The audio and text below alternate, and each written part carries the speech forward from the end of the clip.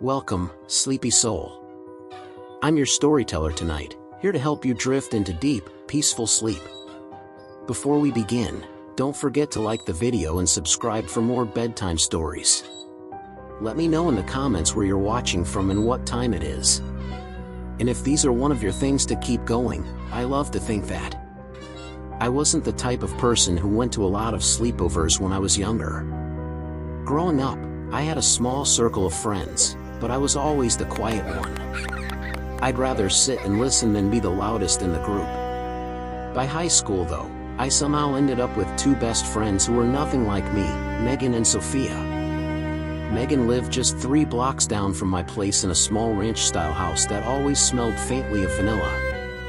Sophia lived farther away, at the end of the cul-de-sac, where the road curved into nothing but desert scrub. Both of them had bigger personalities than me. Megan was sarcastic, always cracking jokes, while Sophia was adventurous, the kind of person who sneaked into old barns just to check them out. That summer had been one of those scorching southwestern summers, where nights felt just as hot as the days. I remember because I kept my window air conditioner running constantly, even when the humming sound drove me insane. School was out and the 3 of us had gotten into a routine of Friday sleepovers, taking turns at each other's houses. That particular Friday, it was my turn to host. My parents didn't mind. They were used to us blasting music, laughing too loud, and staying up until the birds started chirping. My mom had even stocked the fridge with soda and frozen burritos, pretending she wasn't secretly thrilled that I had friends who actually came around.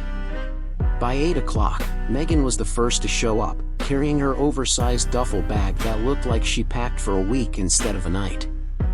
"Your street feels like an oven," she said, fanning herself as she kicked off her sneakers at the door. "You could have worn shorts," I laughed, eyeing her distressed jeans. "Fashion over function," she shot back.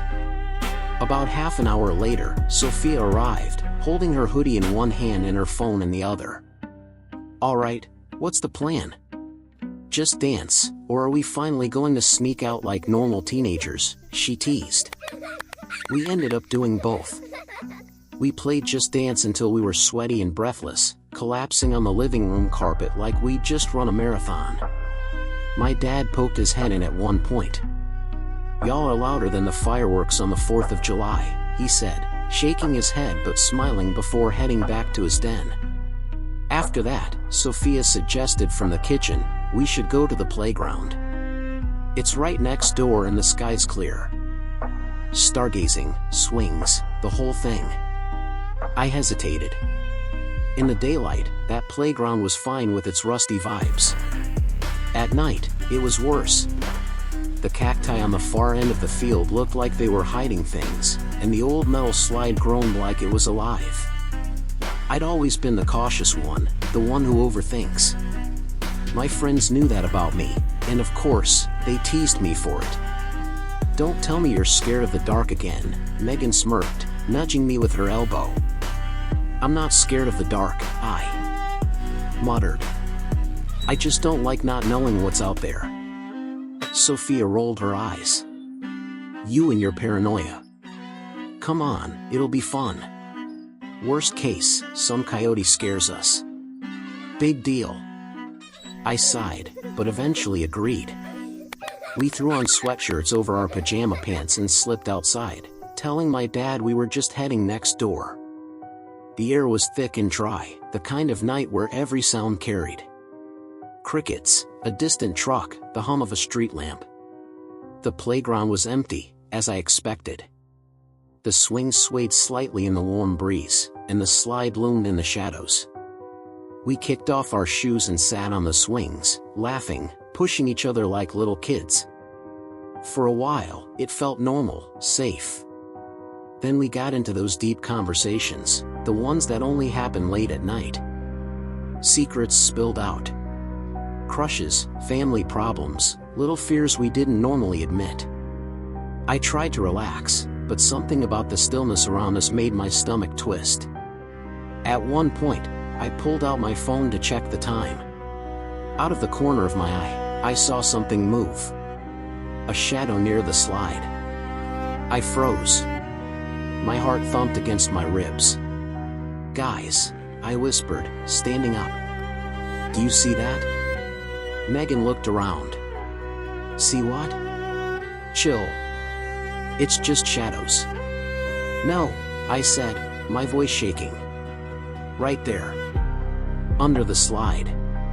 Sophia followed my gaze, squinting for a second. Then it moved slowly, low to the ground. The shape stretched unnaturally, like something crawling on all fours, but too fluid, too elongated. "Holy crap," Megan gasped, standing so fast her swing clattered. "There's someone there." The thing shifted closer, silent, almost graceful, its head tilted at an odd angle. When it finally stepped into the dim glow of the street lamp, I realized it wasn't an animal. It was a man. His face looked wrong somehow, blank with a slack jaw and eyes that didn't blink. He looked about 30, his body thin but tall, too tall to be crawling that way. "Run," I whispered. My voice barely made it out, but my legs were already moving. I grabbed our phones off the ground and sprinted toward my house like I'd never run before. "Go!" I yelled back at my friends. "Run!" But they hesitated. Megan and Sophia stayed by the swings for a second too long, staring like they couldn't process what they were seeing. "What are you doing?" I screamed. "Run!" That broke them. They bolted after me, but slower, stumbling. I kept yelling at them to hurry. "He's following!" I cried. When I looked back, my stomach dropped. The man was standing now, head still tilted, watching us. He wasn't running. He didn't need to. Just the sight of him standing there, motionless, was worse. We made it inside and slammed the door. My dad came into the living room, confused. "What the heck's going on?" he asked. There was someone in the playground," I stammered. "Under the slide, watching us." Megan's face was pale. It wasn't just a guy. He moved different, like it wasn't right. Sophia shook her head, trying to laugh it off, but her voice cracked. Maybe it was a drunk or something. One creep. My dad frowned. Probably some prankster. People hang around playgrounds at night thinking it's funny to scare kids. Don't work yourselves up. But I knew what I saw. We all did.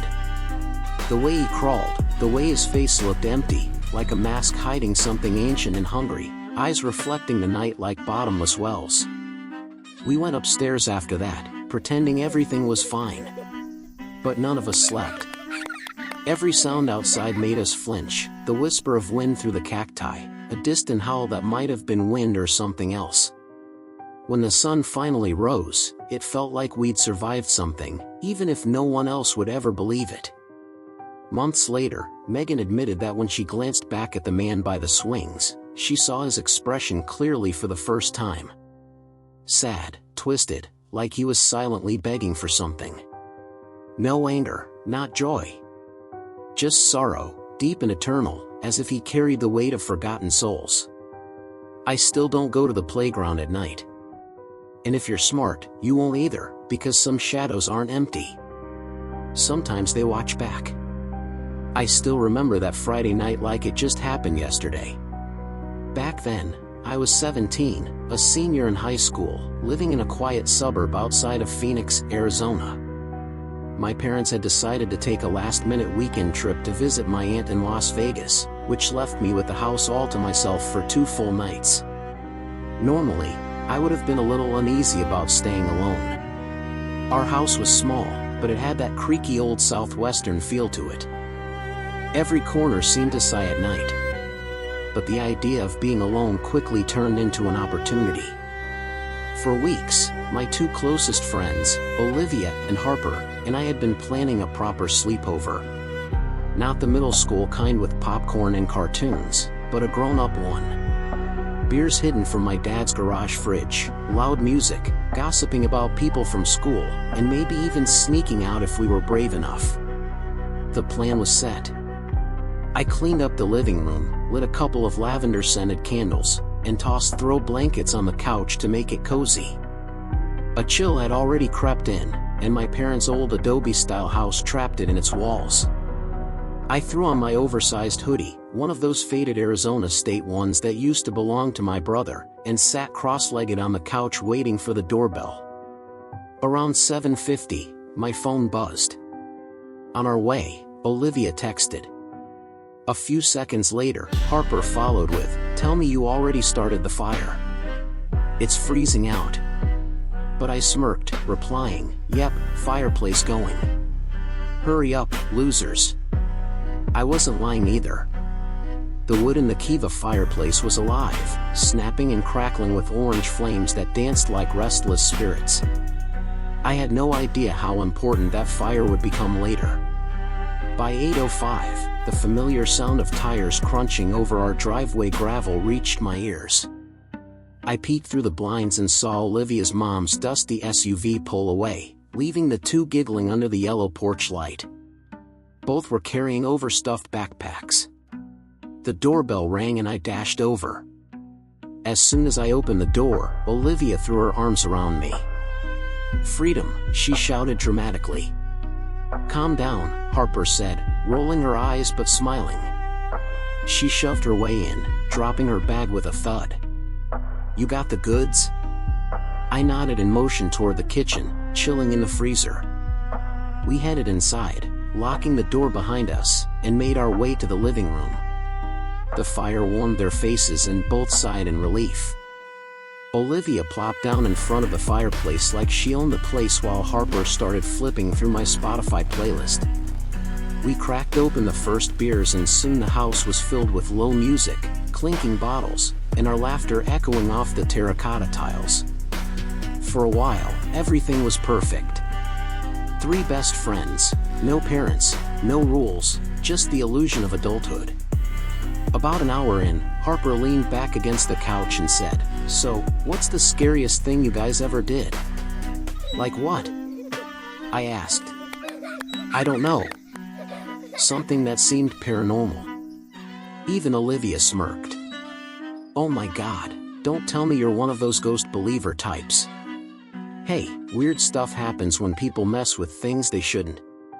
"What? Like Ouija boards and all that crap?" "Exactly," Harper said. Then she lowered her voice almost theatrically. "Or Bloody Mary." The room quieted. Even Olivia, who usually never took anything seriously, raised an eyebrow. "You're kidding," Olivia said. "That's like the dumbest middle school bathroom dare ever." Harper shrugged. "Could be fun to try. My cousin did it at a sleepover. Swore she heard someone breathing in the mirror with her. Nobody else did, though." I felt my stomach twist. I'd heard the Bloody Mary stories growing up, too.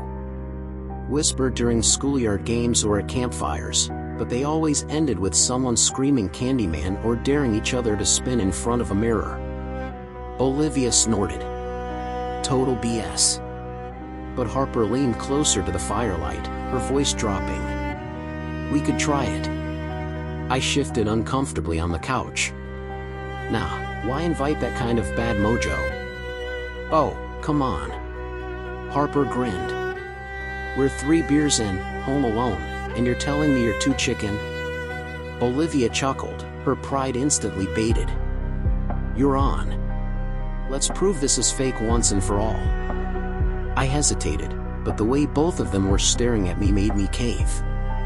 "Fine," I muttered, "but just so we can laugh about it afterward." We killed the music and suddenly the silence of the house felt heavier than it had all night. I grabbed one of the candles off the mantel and lit it with a match, my hands slightly trembling. The only big mirror in the house was in the hallway. A long oval thing my mom had bought at an antique shop. We filed in together. The dining room light was switched off, leaving only the candle flame flickering on the glass. Shadows swayed over the walls like unseen hands reaching out. Harper stood in front of the mirror, gripping the candle. "All right," she whispered. "Who's brave enough to say it?" Olivia rolled her eyes, but stepped up beside her. "I'll do it. Watch this."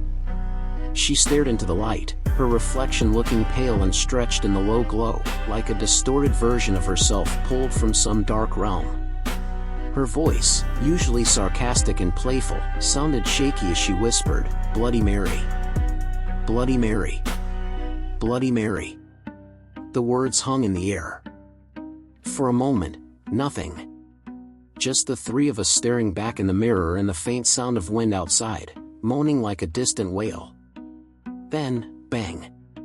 The hallway window slammed open, rattling the blinds so violently that the candle flickered and went out. I screamed. Harper dropped the candle. Olivia stumbled backward, her face drained of color. And then we heard it. A low, guttural moan, like a woman crying out in agony.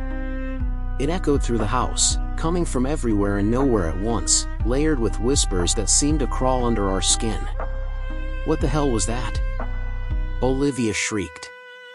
"Turn the light on," I shouted, fumbling for the switch. The chandelier above us buzzed and flickered before finally humming to life. The mirror reflected our terrified faces back at us. No bloody woman, no figure, just us, but the air felt thicker, charged with an unseen presence. Harper's chest was heaving. "I swear to God you guys heard that too, right?" "That wasn't my imagination." "I don't know," I stammered. Maybe it was the wind or a car outside. But deep down, I knew it hadn't been. The moan had been too human, too pained, like a soul trapped in eternal torment. Before we could argue, Olivia froze, her eyes locked on something behind me. "Don't move," she whispered. My heart dropped. "What?" "Behind you," she said, her voice breaking. Slowly, against everything screaming inside me, I turned. At the far end of the hall, just past the staircase, stood a woman. Her skin was ashen, stretched tight across her bones like parchment over a skeleton. Her eyes were pure white, two glowing orbs with no pupils, staring with a hunger that chilled the blood. Blood trickled from her nose and mouth, staining the front of her tattered dress, and she was smiling. Too wide. Impossibly wide, the corners of her lips stretching toward her ears, revealing teeth that glinted like shards of glass. "You called," she said, her voice gravelly, layered with echoes that reverberated through the walls. "Now I'm here." Olivia screamed. Harper dropped to her knees, sobbing. I couldn't breathe. The figure tilted her head, her neck cracking like dry branches in a storm. "One of you belongs to me now." We bolted up the stairs, tripping over each other, slamming my bedroom door shut behind us. Pounding footsteps followed, slow and deliberate, each thud rattling the walls, shaking picture frames loose as if the house itself was awakening in rage. Harper was hysterical, pulling at her hair. "This isn't real. This isn't real. This isn't real." Olivia grabbed my arm, her nails digging into my skin. "What do we do? What the hell do we do?" I couldn't think, my mind racing. It was gaining ground, as if some inhuman strength propelled it forward. That's when Harper snapped. She threw open the window, climbed onto the sill, and without a thought, jumped. I screamed her name, but it was too late. Olivia slumped against the wall, sobbing. "We're going to die. Oh God. We're going to die." The door splintered. A pale hand with bloodied fingers curled around the edge, nails scraping like claws from the grave. I yanked Olivia into the closet and shoved us inside.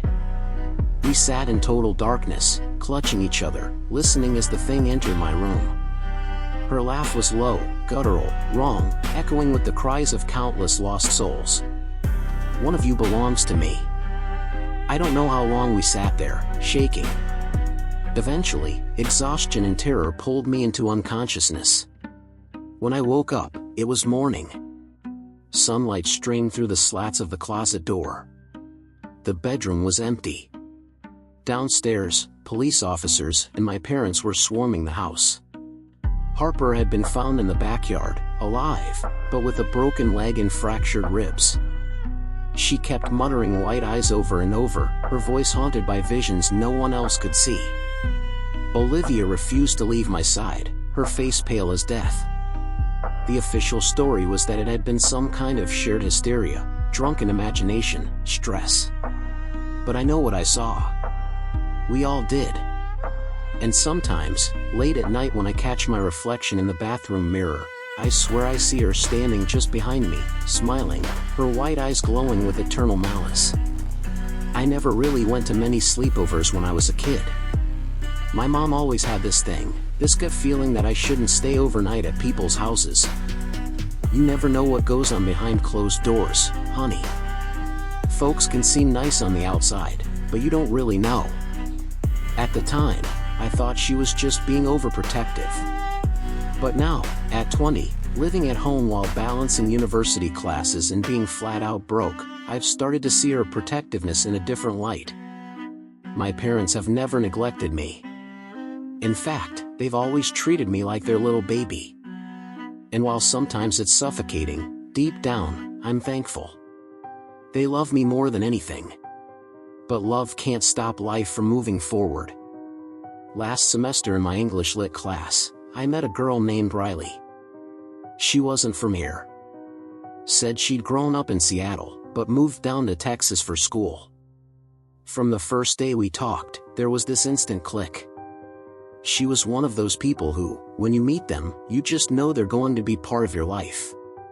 Riley was stunning, the kind of pretty that made me instantly self-conscious. But she brushed it off if I ever mentioned it. Sometimes I'd catch her staring at me with this odd kind of admiration, like I was something worth studying. It made me feel good in a way I didn't really want to admit out loud. We bonded over a lot. Music, late-night coffee runs, even dumb memes. But one of the biggest similarities we shared was our obsession with Barbie dolls. Yeah, I know. I'm 20 and I still have a small collection tucked away in my closet. Something about them, their perfect little outfits, their flawless faces. It stuck with me from childhood. For me, it was a nostalgic comfort. For Riley, she said it was the design. She liked how detailed they were, how every hair, every bendable joint was perfectly thought out.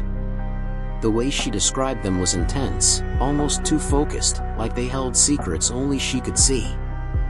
One Thursday afternoon after class, she cornered me and said, "Hey, what are you doing Saturday?" "Probably homework." "Why?" "Sleepover. My place. Bring your Barbies. I have to meet them." I laughed. "You're not serious." "I'm dead serious. Don't tell me you're too cool for it." "Come on, it'll be fun." I hesitated. My mom's voice echoed in my head. "You don't know people yet." But Riley had become my closest friend at school. It felt harmless. When I told my mom, she frowned instantly. "You barely know this girl, sweetheart. You'd like her, Mom. She's different in a good way." Mom sighed. "If you're going, you come home first thing Sunday morning. No excuses." I promised I would. Saturday came faster than I expected. I packed my overnight stuff in one bag and carefully chose 4 of my favorites to bring in another. Riley pulled up to my house around 7 in this beat-up red Honda Civic. The windows rattled when she slammed her music off and she leaned over to grin at me. "Ready?" Sliding into the passenger seat, I was hit with a faint smell of vodka. She held up a small silver flask and winked. "Grey Goose, baby. It's Saturday night. You in?" I hesitated, then thought, screw it. I'm 20. I can drink. One shot turned into 4, and by the time we pulled up to her place, I was already swimming. Her house was on the outskirts, run down, sitting alone by a patch of scrubland. The paint was peeling, but inside it was pristine. Books stacked neatly, furniture spotless, framed photos lined perfectly along the walls, each one capturing smiles that seemed too perfect, almost staged. "Wow, OCD much?" I joked. She smirked. "Guilty." We giggled our way into the living room where she put on Friends reruns. I slumped on her mustard yellow couch, still clutching my bag. I remember the theme song starting. Clap, clap, clap, clap. And then darkness. When I woke, everything was different. I wasn't on the couch anymore. I was on a bare concrete floor wrapped in a thin wool blanket, my head throbbing so badly I thought it might split open. A dim bulb buzzed above me. Stairs led upward, but I was in some kind of basement, the air thick with musty dampness that clung like invisible fog. Beside me was my overnight bag. My Barbie bag was gone. I reached for my phone. It was sticky, coated in something dark red and dead. "Riley," I croaked. No answer. I staggered to a corner where a rusted water heater stood and caught my reflection in a cracked mirror. My face was smeared in dirt. A cloth was tied around my head, stiff with dried blood. Panic rose in my throat. I stumbled up the stairs. The living room was stripped bare. No books, no photos, no signs anyone had ever lived there, aside from the mustard yellow couch. It was like Riley had moved out overnight, but my wallet was still in my bag. She hadn't taken money. She hadn't taken my clothes, just the dolls. I stumbled outside into the blinding sun. My head pounded with every step. "Hey!" I screamed into the empty dirt road. My voice cracked, my knees buckled. That's when an old blue Chevy truck slowed to a stop. An elderly couple leaned out. "You all right there, miss?" the man called. Tears streamed down my face. "Please, I need to go home." The woman leaned closer, eyeing the cloth wrapped around my head. "Jim, she's hurt. Let's get her to a hospital." "No," I barked too loud. "No hospitals. Just please, my mom's waiting." They exchanged a look, but let me climb in. The ride was quiet, except for the humming engine and my muffled sobs. "Would you mind telling me the time?" I asked finally. The woman smiled softly. "It's 2:44 p.m., October 15th. Her words hit me like ice water. I'd gone to Riley's on September 28th. I had been gone for over 2 weeks. When the woman finally insisted on checking my head, her hands shook as she peeled back the cloth. Pain ripped through me. She gasped, recoiled, her wrinkled face blanching. "What?" I begged. "What is it?" She didn't answer, just covered her mouth. I clawed at the cloth myself, ignoring the searing pain until I saw it in the rearview mirror. My scalp was gone. Raw flesh stared back in red and pink, riddled with tiny ivory maggots wriggling in the wounds like living nightmares. And below, along the side of my head, a deeper gash revealed something worse. Both my ears were missing. Blood dripped hot into my mouth, staining my shirt. Jim swerved, cursing, nearly driving us off the road. Through my blurred vision, one thought screamed louder than the pain. Riley hadn't just taken my dolls. She had taken parts of me, as if harvesting for some twisted collection hidden in the shadows. I don't know what to think about sleepovers. For me, they were just a normal part of growing up, something every kid looked forward to. You'd pack up your pajamas, maybe a stuffed animal if you weren't embarrassed, and head to your friend's place for a night of pizza, laughter, and staying up later than your parents would allow. But there was one sleepover from my childhood that never sat right with me. I'm in my 20s now, but I still find myself circling back to it when I can't sleep. It wasn't just scary in the way ghost stories are scary. No dark figures, no screams in the night. But something about it clings to me. A feeling that lingers, unexplained. And the weirdest part, I've never been able to talk about it without feeling like some kind of uneasy haze settles over me. I grew up in a small town in the Pacific Northwest.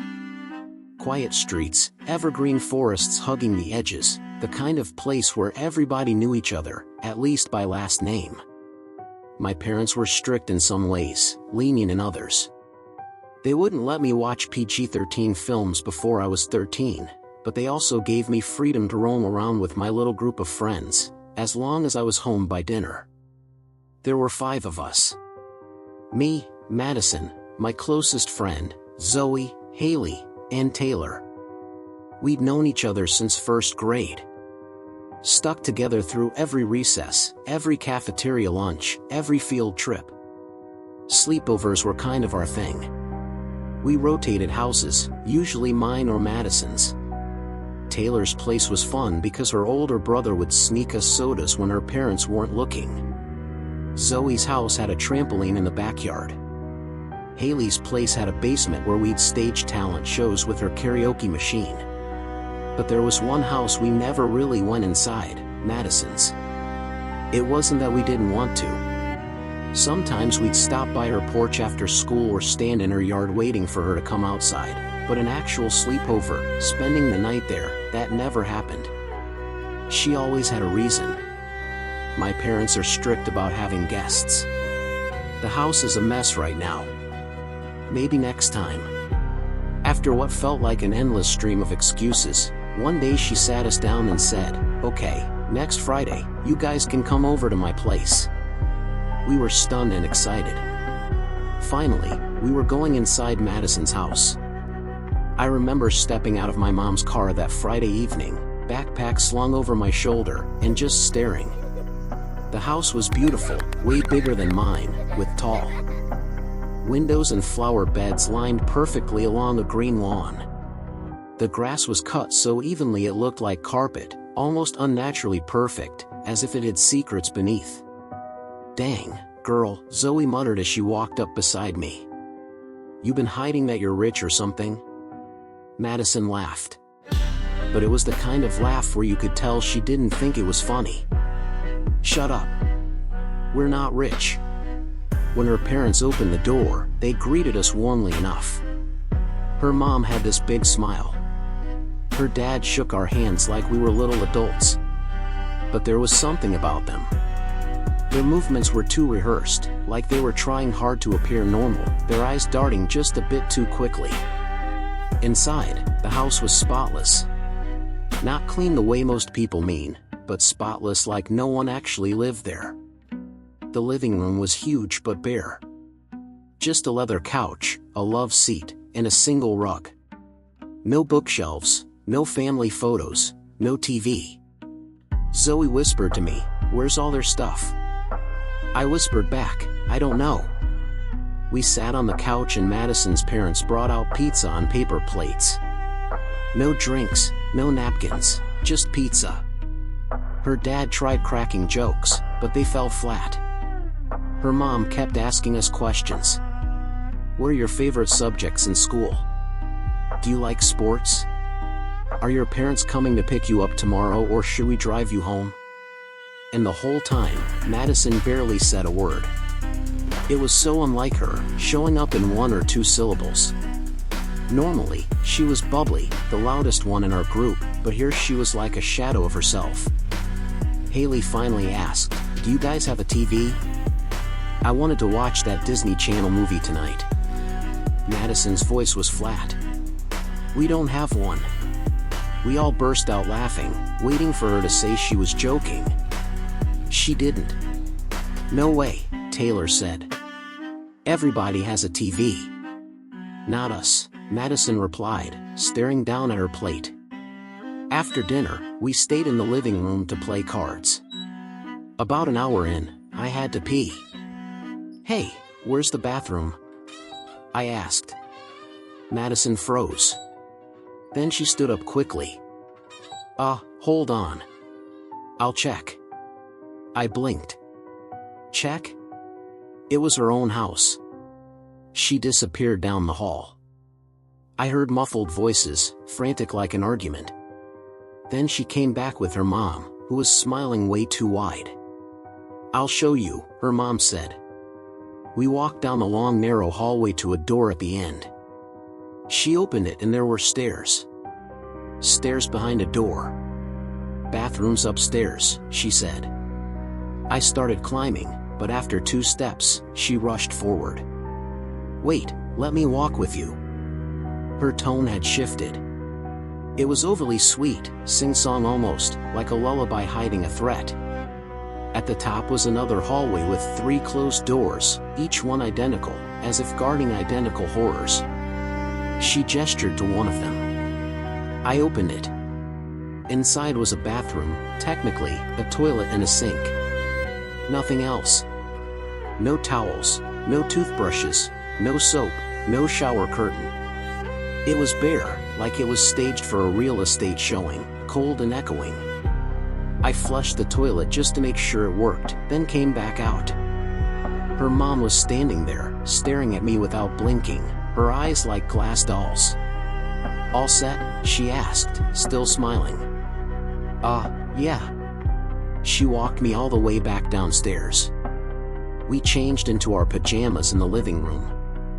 Usually at sleepovers, we'd show off each other's rooms, talk about posters on the walls or what stuffed animals we slept with. But not this time. Madison never even suggested it.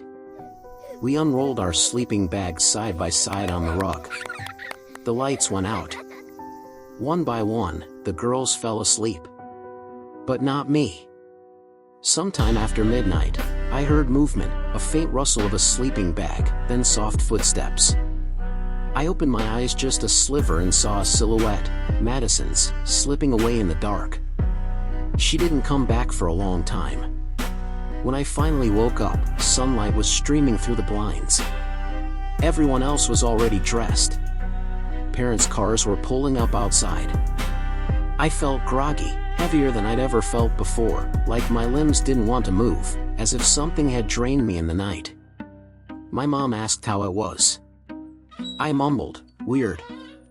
On the ride home, I whispered, "They don't even have a TV, and we didn't even see her room." My mom gave me that look she gave when she thought I was being judgmental. Not everyone lives the same way. Don't be rude. Be grateful she invited you. But that afternoon, I spiked a fever. I had a swollen bump on my arm, like a huge mosquito bite. By evening, I was throwing up. The doctor said it was nothing, probably a stomach bug. But here's the part one can't shake. When I went back to school the following week, Madison pulled me aside. She looked me dead in the eye and asked, "Do you remember anything from that night?" I frowned. "What do you mean?" "You know," she said softly. "Do you remember?" "No, I just remember feeling sick." She smiled, a small relieved smile. Then she whispered, "I'm sorry," and walked away.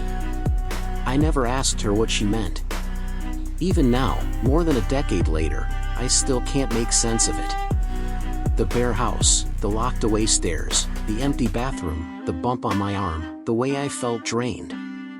I don't know what happened at that sleepover. But I know this for certain, I will never forget the feeling that I wasn't supposed to be there, that something unseen had marked me in the shadows. Some memories can stick with you for years. Not because they were happy or sad, but because they were wrong, something you can't shake off no matter how hard you try. Some nights when I can't sleep, I still find myself staring at the ceiling and replaying that one sleepover over and over. At the time, I was 15. Back then, my whole world was pretty small: school, hanging out with friends, pretending I wasn't nervous around girls, trying not to flunk algebra. Life felt like it had a rhythm, predictable, sometimes boring, but safe. That all shifted one weekend in early summer when me and 3 friends, let's call them Tyler, Ethan, and Dylan, planned a sleepover at Tyler's place. Tyler lived with his grandpa in a modest 2-story house on the outskirts of town near the old lumber mill. His family history wasn't something he talked about much, but over time I had pieced some of it together. His mom had passed away when he was in elementary school. Lung cancer. His dad had left before the diagnosis. never came back. It was just Tyler and his grandpa for as long as I'd known him. His grandma, from what I heard, had been a passionate photographer. She died before Tyler was even born, but her old pictures were still hung around the house. Landscapes, portraits, and snapshots of little things most people wouldn't bother with, like dew on a spiderweb or a rusted swing hanging from a tree branch. Tyler's grandpa never remarried. He carried himself like a man who'd already lost too much and didn't want to risk losing again. That night, his grandpa wasn't home. He'd driven out of town for the funeral of a fellow veteran he'd served with. That left us four idiots to do what 15-year-old boys did best: eat junk food, stay up late, and yell at each other over video games. Tyler's house smelled faintly like pine and old coffee when we piled in. Ethan tossed his duffel onto the couch. "Man, I swear your grandpa keeps this place colder than a freezer," he said, rubbing his arms. Tyler smirked. "Better than smelling like your house. Last time we hung out there, it smelled like wet socks." "Because of your feet?" Ethan shot back, grinning. Dylan, the quietest of the group, already had the PlayStation set up from Tyler's entertainment center. "We playing Smash?" he asked. "Hell yeah," I said, cracking open a soda. We sprawled across the living room floor, controllers in hand, empty chip bags piling up. Hours passed with the familiar chaos of button mashing, trash talk, and laughter. "Don't even, damn it," Ethan yelled as I knocked him off the stage. "Skill issue," I said with a grin. We kept going until the clock crept past 2 in the morning. One by one, our energy drained. Dylan was the first to crash, controllers slipping from his hand. Ethan followed soon after, curled up on a sleeping bag. Tyler and I stayed awake a little longer, half watching some late-night comedy show on TV until our eyes got heavy. By the time I drifted off, the only sound was the low hum of the refrigerator down the hall. 4:30 a.m. Something woke me. At first, I thought it was the cold. The room felt icy in a way that didn't make sense. It had been warm all day, that kind of muggy northwest summer heat where you could barely breathe. But now it felt like the air had been sucked out and replaced with freezer burn, a chill that seeped into bones like whispered curses. I rubbed my arms, sat up slightly, and glanced at the clock on the cable box. 4:30 a.m. That's when I noticed it. The faint red blink of a light coming from the coffee table. My brain, still foggy with sleep, tried to place it. TV remote? Maybe someone's phone charging. But the rhythmic pulse of light didn't match anything I recognized, pulsing like a heartbeat from the shadows. "Probably nothing," I muttered, lying back down. My body felt too heavy to care, and soon I let myself sink back into sleep. I woke again hours later to Tyler shaking me hard.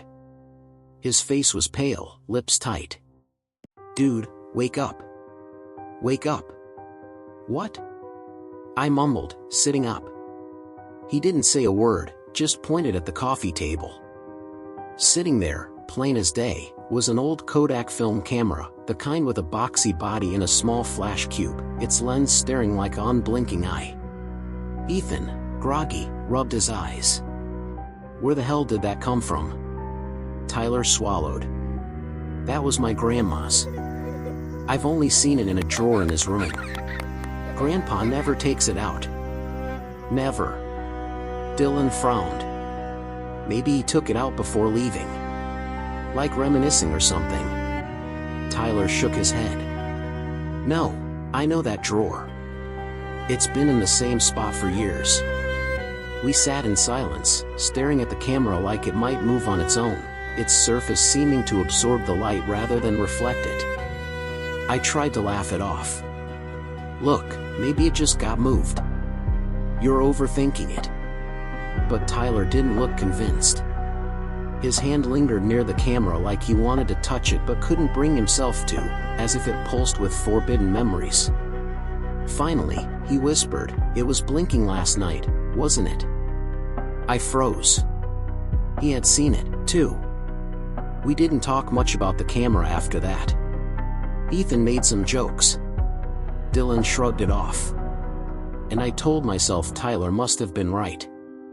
It was just his grandpa maybe pulling it out of storage. But Tyler couldn't let it go. A week later, he called me, voice trembling over the phone. "You guys need to come over." By the time I got there, Ethan and Dylan were already sitting on the porch steps, looking uneasy. Tyler came out, clutching a bundle of freshly developed photographs in his hand. His knuckles were white. "Look," he said, tossing them down in front of us. We gathered around, flipping through the prints. At first, they were harmless, landscape shots, a few pictures of the neighborhood, probably stuff his grandma had taken before she passed away, images that seemed faded with time, edges curling like forgotten dreams. Then we reached the last three. My stomach dropped. They were pictures of us. The four of us lying on the living room floor, asleep, same clothes, same positions we'd been in that night, captured with eerie clarity, as if the camera had stolen a piece of our souls. Ethan's face went pale. "What the hell?" Dylan whispered. "Dude, that's impossible. Nobody else was there." Tyler's voice cracked. "The camera doesn't have a timer. It's manual. Someone had to press the button." Silence pressed down on us like a weight. I tried to reason it out. "Maybe your grandpa took them before he left." Tyler shook his head violently. "He was gone before we even got here. I saw him drive away. And these weren't in the camera when I looked." The roll was fresh. Ethan ran his hands through his hair. "So what? Somebody came into the house while we were sleeping?" No one answered. We didn't stay long. None of us wanted to be in that house another minute. Tyler stuffed the photos back into their envelope.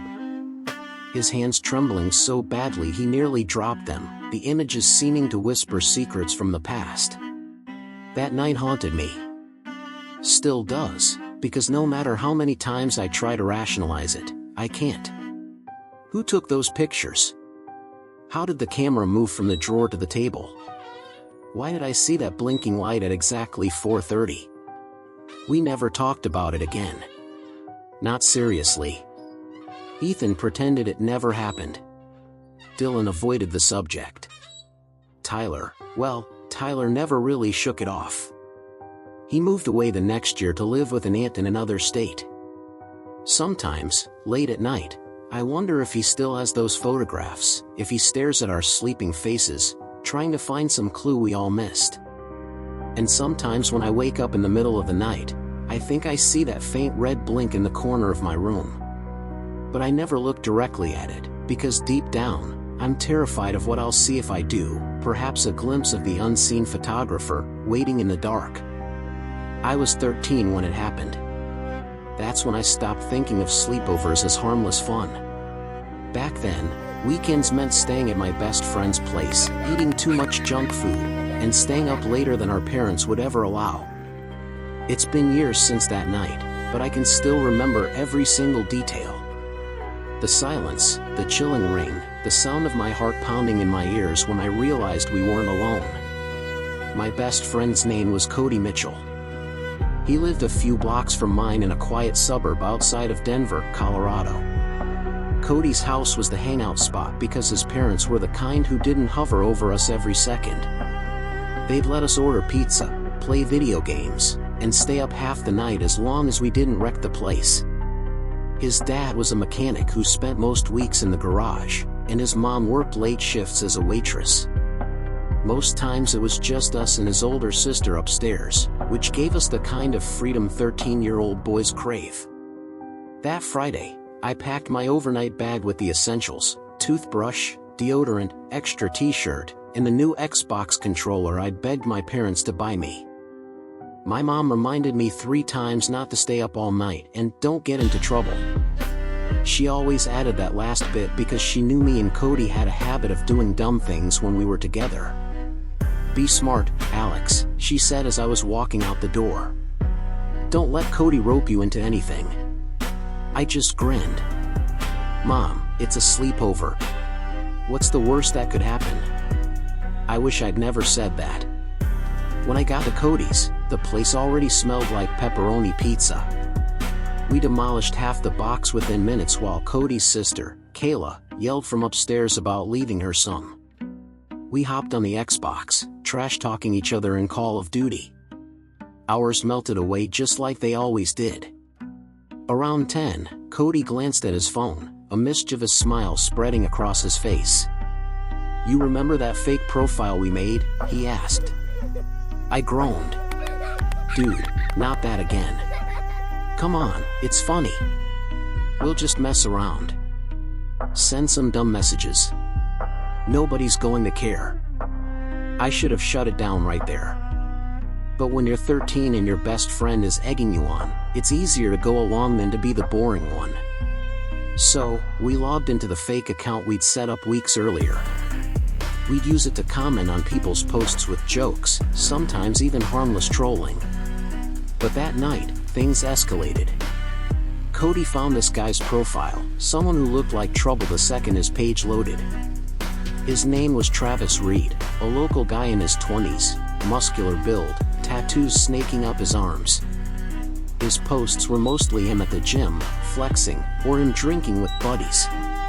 But the thing that caught Cody's attention was the fact that Travis's phone number was right there in his bio. "Bet you won't call him," Cody said, eyes gleaming. I shook my head. "Nah, man. That dude looks like he eats kids for breakfast." Cody laughed.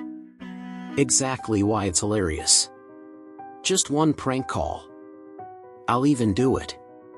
Before I could stop him, Cody punched in the number. It rang twice, then came a deep, sharp voice. "Yeah?" Cody snorted into the phone. "Yo, nice arm tattoo, bro. Did your mom draw that with a Sharpie?" We both exploded with laughter, but Travis's response wasn't what we expected. He didn't hang up. He roared into the phone, a string of curses so loud I had to pull the phone away from my ear. "You little punks think you're funny? I'll find you. You hear me? I'll find you." Cody panicked and hung up, but he was still grinning. "Dude, did you hear him? He's pissed." I didn't laugh. Something about Travis's voice lingered in my ears. It wasn't just anger. It was serious, laced with a cold promise that echoed like a threat from the void. We went back to gaming, pretending like nothing happened. Midnight came and we switched over to a horror movie, shoving handfuls of popcorn into our mouths. Just when the movie hit a quiet part, Cody's phone buzzed on the table. He frowned and picked it up. Unknown number. My stomach dropped. He opened the text. It read, "That's so funny." Attached was a photo. We both leaned in. The image was blurry, taken at night, but clear enough to make out a street sign. My chest tightened. It was the sign for Pine Ridge Lane, the same street Cody lived on. "Alex," Cody's voice cracked. "That's like 2 blocks from here." I tried to keep calm. It's probably just a coincidence. Maybe he's bluffing, but deep down I knew.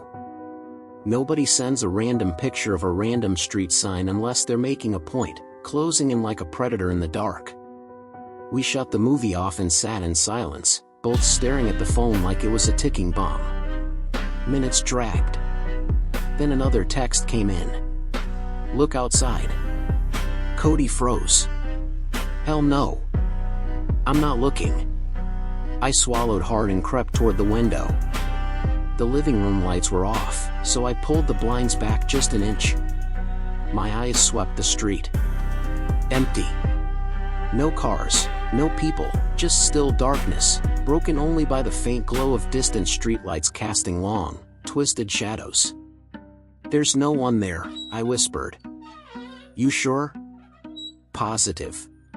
Cody checked for himself, then slumped back down. "Dude's just trying to scare us. He doesn't know which house is mine." I wanted to believe that. I really did. An hour later, hunger won out over fear, and we headed to the kitchen to make noodles. We joked nervously while waiting for the water to boil, like laughter might erase the tension. Then Cody's phone lit up again. This time, an incoming call. Unknown number. "Don't answer," I hissed. He let it ring until it stopped. A second later, we both heard it. The faint glow of a screen lighting up outside the kitchen window.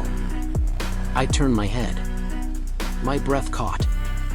A man was standing in the backyard, inches from the glass. His phone glowed in his hand, illuminating the hard lines of his face.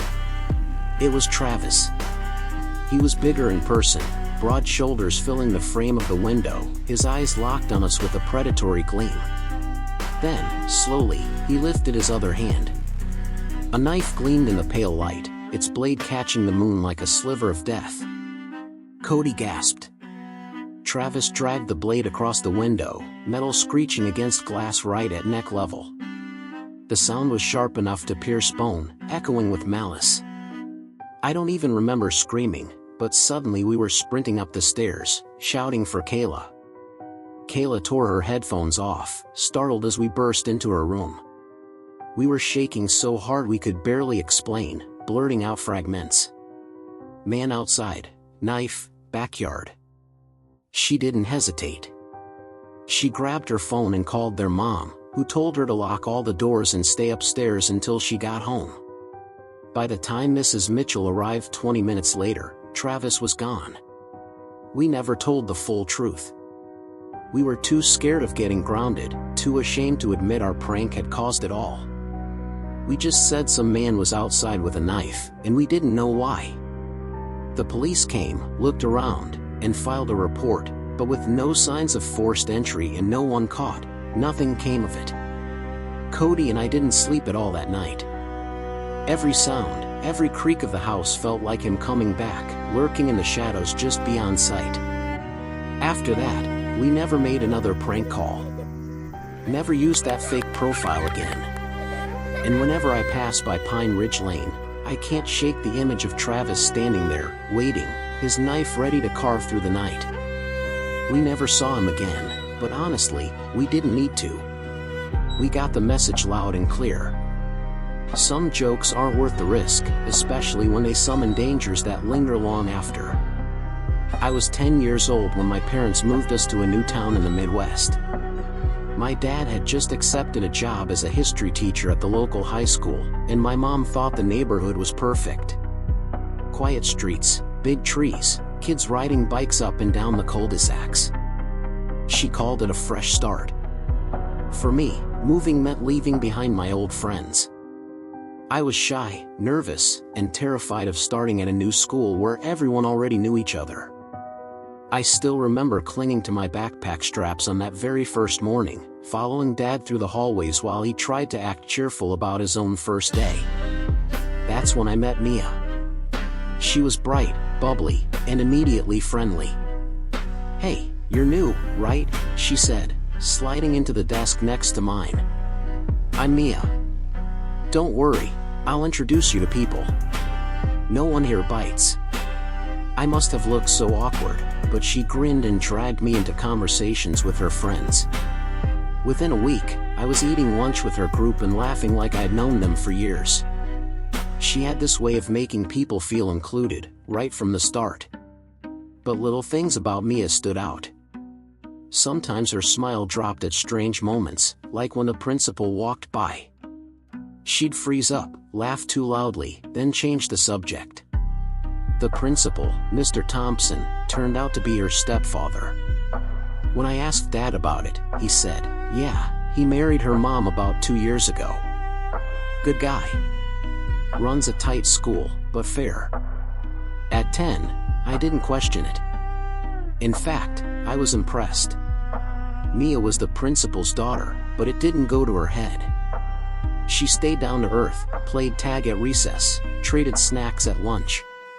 We became best friends. She even whispered secrets to me during class, scribbled silly doodles in my notebook, and made me feel like I actually belonged. Then one afternoon in the hallway, everything changed.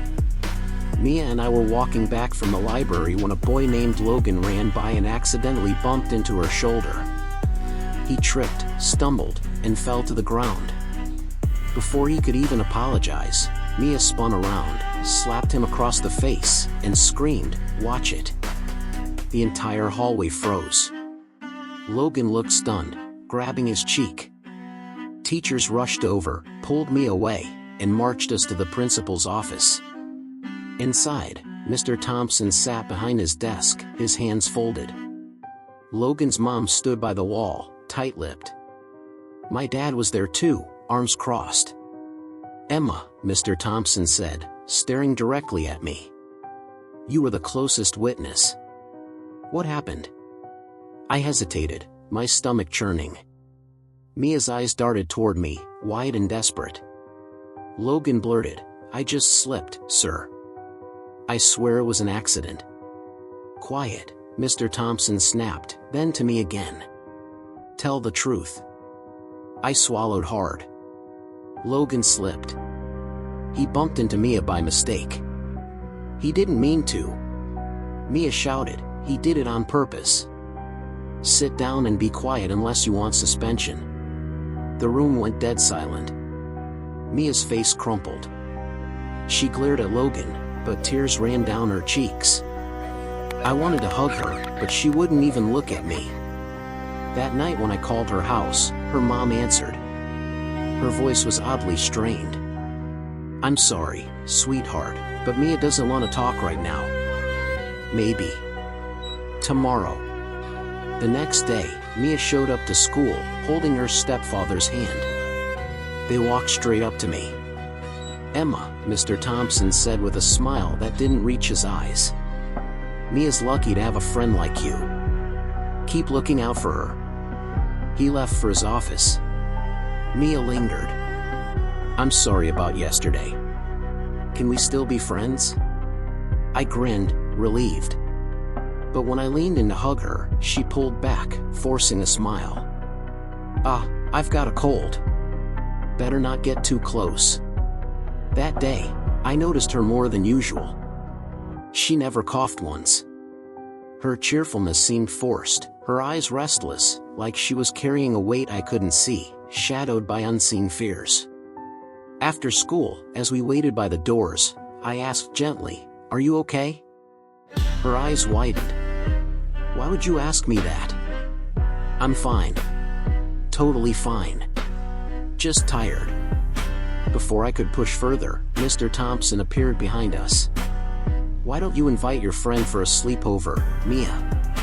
Tomorrow night?" Mia hesitated. Yeah, sure. We can hang out tomorrow," he insisted, smiling at me. "Your parents will say yes, right?" My dad, standing nearby, chuckled. "She's been asking for a sleepover since we moved here. I don't see why not." My mom baked a cake for me to bring. Their house was beautiful. Neatly trimmed hedges, spotless living room, pictures of vacations on the walls. On the surface, everything looked perfect, but the air felt heavy, like it held whispered secrets. Mia's room was amazing. Shelves of toys, a canopy bed, posters of pop stars. We ate dinner together, her mom polite but tense. Mr. Thompson asking me about school in his deep, commanding voice. Whenever he spoke, Mia sat straighter, quieter, her eyes downcast like a trapped bird. Later, we watched TV in the living room. At one point, Mr. Thompson came in and said, "Bedtime." We went to Mia's room. I locked the door out of habit. Within seconds, loud pounding shook the wood. "Open this door right now." Mr. Thompson's voice thundered. Startled, I fumbled with the lock. He stormed in. "We don't lock doors in this house. Understand? Especially not Mia's. Emergencies happen. Bathroom trips. Keep them open." I nodded quickly. He left, shutting it firmly behind him. I exhaled. "Geez, your dad's strict." "Stepdad," Mia whispered. Her voice cracked. My real dad, he loved me a lot. Something in my stomach twisted. We climbed into bed. She switched sides with me, almost pleading. Can you sleep on the side by the door? I want the window. Sure, I said. We talked for a few minutes until our eyes grew heavy. Sometime deep in the night, a tickling sensation stirred me. At first, I thought it was a dream, something brushing against my foot. But as my eyes opened, I saw a dark shape looming. A man. His wide eyes gleamed in the moonlight, filled with a disturbing hunger. His hand slid up my ankle, cold and invasive. I froze in terror until his face came into view. Mr. Thompson. I screamed, kicking violently. He jerked back, muttering, "This is Mia's side." "What are you?" The door burst open. Mia's mom flipped on the light. Her face went pale. I was trembling, pressed against the wall. Mia bolted upright, sobbing. "What is going on?" her mom shouted. Mr. Thompson stammered. I was just checking if they were asleep." "No!" Mia screamed. "He's been doing this. He comes in every night." Her mom gasped, tears filling her eyes. She grabbed a lamp from the nightstand and hurled it. It crashed against his head with a sickening thud. He collapsed, bleeding. Police came minutes later. My parents arrived, horrified. Mr. Thompson was arrested that night for abuse. Mia clung to me in the corner as officers carried him away. Her sobs shook through me, echoing the pain she'd hidden for so long. In the days that followed, rumors spread through town. Some parents defended Mr. Thompson, unwilling to believe, but the truth came out fast. Mia stopped coming to school for a while. When she returned, she wasn't the same. She sat quietly, eyes down, flinching at sudden noises, as if shadows still pursued her. I tried to be there for her, but some scars run too deep. That sleepover had been more than a night of games and secrets. It had been her silent cry for help, and I had been the only one who heard it. But even now, I wonder if there's more to the story, if the darkness in that house lingers, waiting for another innocent soul to uncover its final secret.